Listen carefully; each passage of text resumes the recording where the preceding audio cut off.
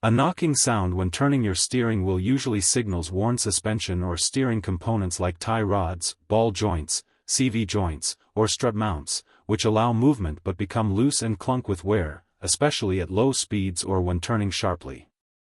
It could also be a steering column issue, low-power steering fluid, or even a loose sway bar, so it's crucial to get it inspected to prevent potential loss of control.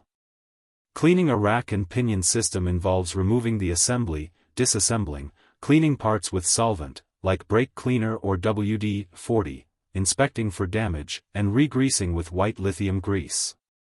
For automotive steering, it requires checking for leaks, flushing power steering fluid, and ensuring boot integrity.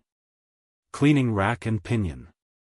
For thorough cleaning, remove the unit from the vehicle and disassemble it to access internal components.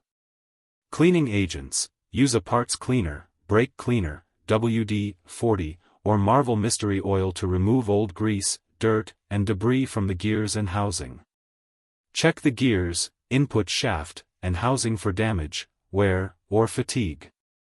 Apply a light film of grease, such as white lithium grease, to the gears and inside the housing before reassembly.